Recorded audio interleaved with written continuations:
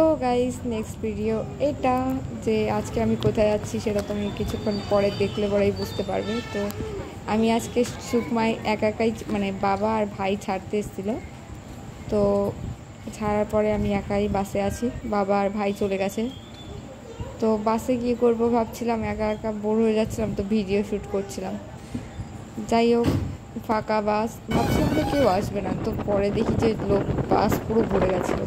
আর এত সুন্দর মোমেন্ট না, এত গরমকালে যদি একটু ঠান্ডা হাওয়া, ঠান্ডা মানে হালকা হালকা বৃষ্টি হয়ে যায় না, মজাটাই আলাদা। অ্যাকচুয়ালি না, এই এমন পাহাড়ের উপর দিয়ে বাসে যাওয়ার মোমেন্টটাই আলাদা ভাই, কি দারুণ লাগছিল, কল্পনাহীন। তার উপরে আবার বাসে সং চালিয়ে দিয়েছিল, খুব মজার জাস্ট ওয়াও।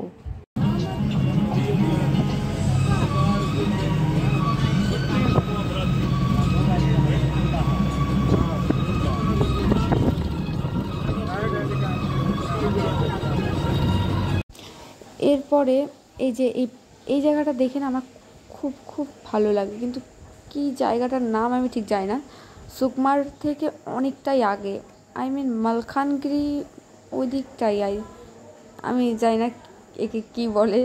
আই মিন এটাও একটা নদী, ছোটোখাটো, কিন্তু খুবই সুন্দর। এখানটা যদি যখন বৃষ্টি হয় না, আর জলটা যখন পাহাড় থেকে নেমে এইখানটা আসে, খুব সুন্দর লাগে। আর পুরো চার সাইডেই পাহাড় আর পাহাড়।